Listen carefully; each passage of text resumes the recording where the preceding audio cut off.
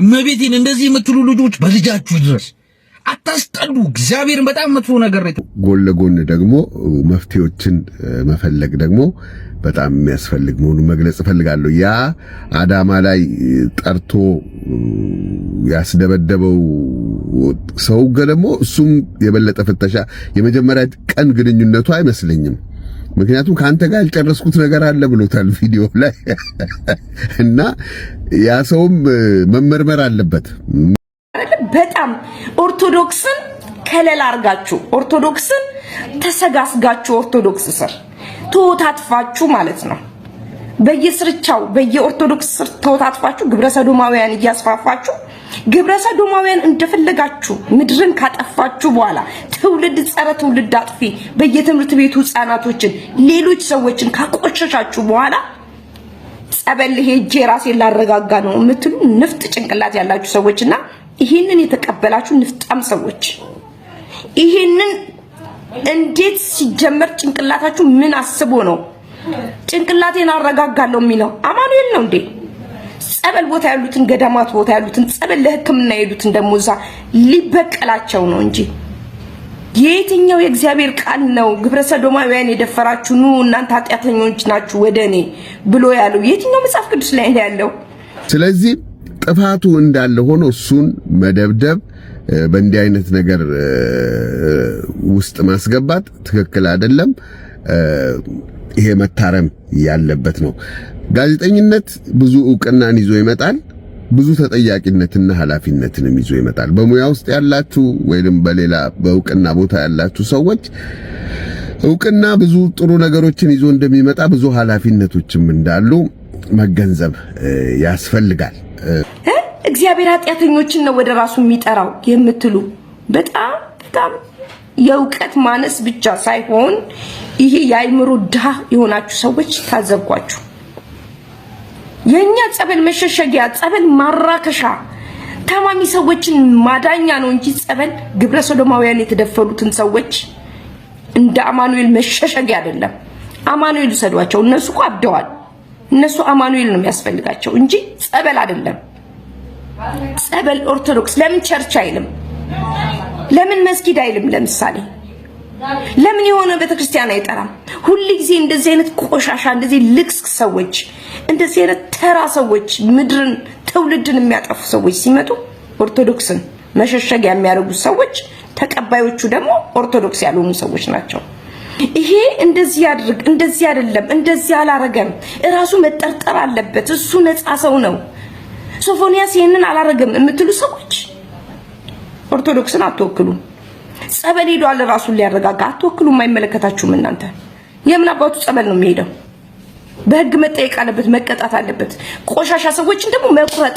ይሄ ደግሞ ያናደደኝ ይሄኛው አንደኛው ባለጌው ደግሞ ያናደደኝ ጠርቶታል። ጎበዝ ነው። በአንድ ጎኑ በጣም ሳላደንቀው አላልፈም።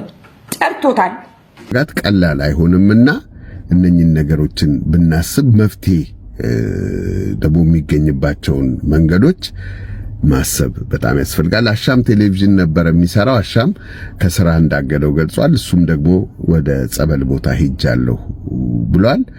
ይሄ ተግባሩ አጸያፊና ትክክል ያልሆነ በማህበረሰብ ሞራልም በእምነትም ተቀባይነት ሆኖ እያለ ደግሞ እስከ አልጋው ድረስ ወስዶ እዛው ስር አድርጎ ማለት ነው እዛው ለህግ ማስረከብ ሲችል ትግል ወይ በደንብ አልቀጠቀጡት በደንብ አልከተከቱት።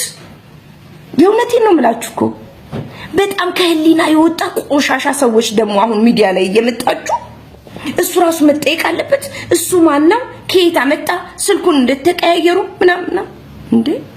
ትውልድ አጥፊዎችን ሁላችንም እንከታተላለን እኮ። ጸረ ትውልድ አጥፊዎችን ሁላችንም ሚዲያ ላይ እስካለን ድረስ እናጋልጣለን። ለምንድነው የምትቃወሙት? ስለሆናችሁ አንቀበላችሁም እኛ።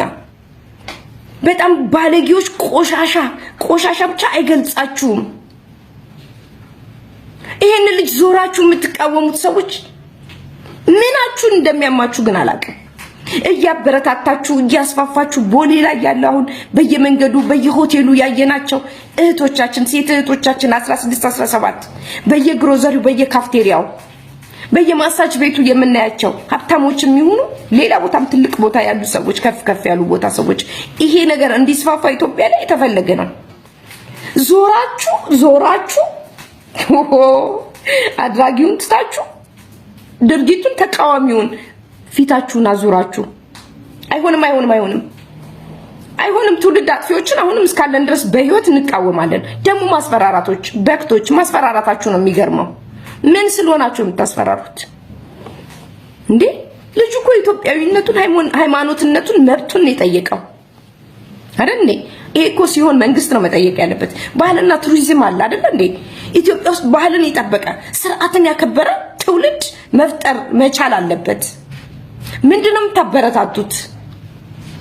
ምንድነው እንደዚህ አይነት ኋላ ቀሮችን ሰዎች ሲመጡ እንደዚህ አይነት ቆሻሻ ሰዎች ህፃናቶችን ለመበከል ህፃናቶችን ለመግደል የሚመጡትን ሰዎች ተቀብላችሁ አብራችሁ አሜን የምትሉ ሰዎች፣ ምስኪን ሰዎች ደግሞ በዚሁ ልክ ደግሞ የምትጠራጠሩ ሰዎች አስተውሉ። ማስተዋልን ይስጣችሁ። ልክ ያልሆነ መስመር ላይ ናችሁ ያላችሁት። ልክ ያልሆነ ማለት ነው። አብዛኛዎቹ ትናንትና አሁን ልጁ ቤት ገብተው ሲጠይቅ በተለይ በጣም ክፍታፍ ምናቃቸው ሰዎች አሉ። ተራ ሰዎች ማለት ነው። ተሰጋስገው እንደዚህ አይነት ስራ የሚሰሩ ቆሻሻ ሰዎች እነሱ ጠያቂ ሆኑ። ጭራሽ ክፍተት እየሰጣችሁ ያሳዝናል። ቆሻሻ ናችሁ። በጣም ነው የምትገርሙት አይደል? በጣም ኦርቶዶክስን ከለላ አርጋችሁ ኦርቶዶክስን ተሰጋስጋችሁ ኦርቶዶክስ ስር ተወታትፋችሁ ማለት ነው። በየስርቻው በየኦርቶዶክስ ስር ተወታትፋችሁ ግብረሰዶማውያን እያስፋፋችሁ ግብረሰዶማውያን እንደፈለጋችሁ ምድርን ካጠፋችሁ። ሰላም ጤና ይስጥልኝ። በያላችሁበት የአክብሮት ሰላምታ ይድረሳችሁ። ዳግማዊ ታሪኩ ነኝ። ይህ ድራይቭ ትሩ ብሮድካስት የተሰኘው ዝግጅቴ ነው። ሰሞኑን ጋዜጠኛ ሶፎንያስ ከተባለው ሰው ጋር በተያያዘ ብዙ ነገሮች ይነሳሉ። ከዛሬ 5 ዓመት በፊት ኢቲቪ ላይ በሚሰራ ጊዜ ጋዜጠኛ ሶፎንያስ ኢቲቪ ላይ በሚሰራ ጊዜ እዚህ ላይ በፎቶ ላይ የምትመለከቱት ማለት ነው ከጀርመን ሀገር አንድ በጣም ታዋቂ የሆነች ተዋናይ አርቲስት ወደ ኢትዮጵያ ሄዳ ነበርና በመጨረሻ ጊዜ ከኢትዮጵያ ስትመለስ ቃለ ምልልስ ያደርጋታል። ቃለ ምልልሱን ካደረገ በኋላ እኔ ጻፍኳቸው ኮሜንቶች ነበሩ። ኮሜንቶች ምንድነው? እሷ በጀርመንኛም ቲያትር ትተውን ስለነበረ ያንን ክፍል ሰፋ አድርገ መስራት ነበረ የሚል ነው። ከሶፎንያስ ጋር እንግዲህ መጀመሪያ ጊዜ ላውቀው የቻልኩት በዛ ምክንያት ነው። ከዛ በኋላ እንግዲህ ከምን አይነት አስቸጋሪ ህይወት ተነስቶ ወደ ጋዜጠኝነት እንደመጣ እናቱ ለብቻው እንዳሳደገችው የተለያየ የሚገለጹ መንገዶች አሉ። ሰሞኑን ደግሞ ከዚህ በፊትም የተነሱ አንዳንድ ነገሮች ቢሆኑ ወደ አዳማ አንድ ሰው በስልክ ደውሎ ጠርቶት ያው በጣም ለመግለጽም ቃሉ በሚከብድ ሁኔታ ለዛ አይነት ግንኙነት ለማድረግ እዛ በሚደርስበት ጊዜ ድብደባ ተፈጽሞበታል፣ ድብደባ ደርሶበታል። አንድ በመጀመሪያ ደረጃ ማንሳት እንፈልገው ነገር በእንዲህ አይነት መንገድ ሰውን ጠርቶ የሱ ተግባር እንዳለ ሆኖ በእንዲህ አይነት ተግባር ሰውን ጠርቶ መደብደብ፣ ማስደብደብ ወንጀል ነው። ይሄንን ያደረገው ሰው ሊረዳ ይገባል። ይሄ የደቦ ፍርድ የምንለው ነው። በህግ የሚያስጠይቀው ጉዳይ ካለ በህግ የሚጠየቅበት መንገድ አለ። በማህበረሰብ ሞራል እሴቶች የሚያስጠይቀው በዛ ደግሞ የምናይበት አለ። በእምነት ደግሞ የሚወሰዱ እርምጃዎች አሉ። ለዚህ አንድ ጥሩ ምሳሌ ናንሳ። እዚህ ካናዳ ውስጥ ለምሳሌ ከ14 ዓመት በታች የሆነ ወንድ ወይንም ሴት ልጅን በስልክ በኢሜል በቴክስት በተለያየ መንገድ ጠርቶ ግንኙነት እናርግ ብሎ እንደዛ አይነት ወሬዎችን አውርቶ ማስጠራት ከባድ ወንጀል ነው። አሁን ይሄንን የሚቃወሙና በዚህ ዙሪያ ተሰልፈው የሚሰሩ ወላጆች አሉ። እኔም ደግፋቸዋለሁ። ምንድነው የሚያደርጉት? እንደዚህ አይነት ልጆችን አባብለው እዚህ ጋር እንገናኝ ብለው ሰዎቹ ሲመጡ እንዲያዙ ይደረጋል። ግን ሲያዙ መደብደብ አይደለም፣ ይቀርጻሉ። ምን ልታረግ ነው የመጣኸው? ከዛ አይኔ እንደዚህ ነው ሌላ ነገር ነው ሲል ይሄው ቴክስት የተለዋወጥክበት ያ ልጁ 13 ዓመቴ ነው ብሎ የለ ለምን መጣህ ተብሎ ከዛ በኋላ ፖሊስ ይጠራል፣ ለፖሊስ ይሰጣል። ከዛ በኋላ ህግ የሚያደርገውን ነገር ያደርጋል። ስለዚህ ጥፋቱ እንዳለ ሆኖ እሱን መደብደብ በእንዲህ አይነት ነገር ውስጥ ማስገባት ትክክል አይደለም። ይሄ መታረም ያለበት ነው። ጋዜጠኝነት ብዙ ዕውቅናን ይዞ ይመጣል።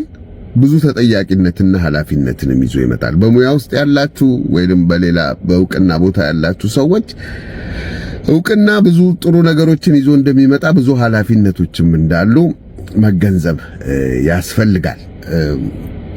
ከዚህ በተያያዘ ደግሞ አንዳንድ ጊዜ ወደ መፍትሄ ደግሞ የሚያመጡ ነገሮችን ማሰብ አለብን። ይሄ ልጅ በህይወቱ ውስጥ በልጅነቱ ብዙ ነገሮችን ሊያልፍ ይችላል። ስለዚህ ወደ መፍትሄ ከእምነት አንጻር መፍትሄዎች መኖር አለባቸው። ከማህበረሰብ ሞራል አንጻር መፍትሄዎች መኖር አለባቸው።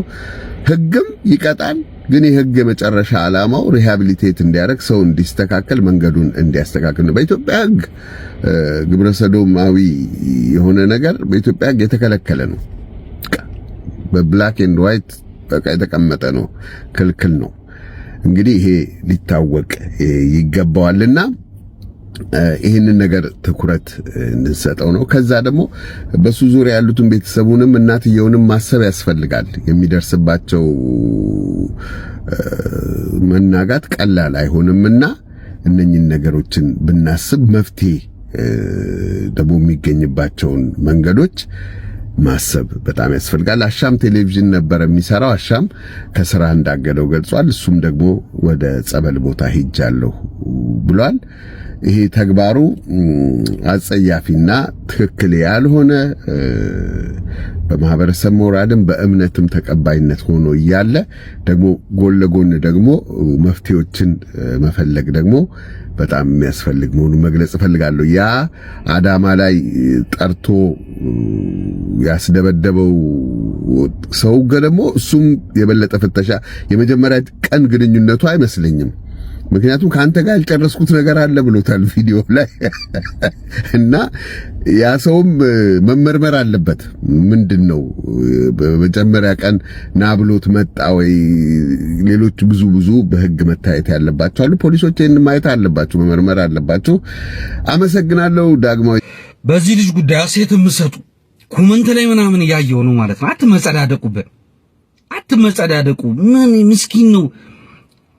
ምንድነው ያለችው? አንዷ ደግሞ ሲጀምር ምንድነው ወዶ እኮ አይደለም አካካም ወዶ ነው መርጦ ተመሳፈሪያ እንትን ብሎ ፒጃማ ምናምን ያለው እካክ ቆሻሻ ወዶ አይደለም ትላለች። እንዳይንጠለጠልም እንዴ ይንጠልጠል። ራሱን መቆጣጠር ካቃተው ይንጠልጠል። መኖረው ስለ 5 ደቂቃ ምናምን አይደለም። እሱን ባዶ ነው እንትን ይላል። ይሄ ለወንድ ልጅ ስሜት ነው፣ ፍላጎት ነው፣ ወንድ ልጅ መውደድ ነው። እዚህ ጋር አንዴ እንትን ስለተባለ ተላ ምናምን ፍላጎት አሳደረበት አይደለም።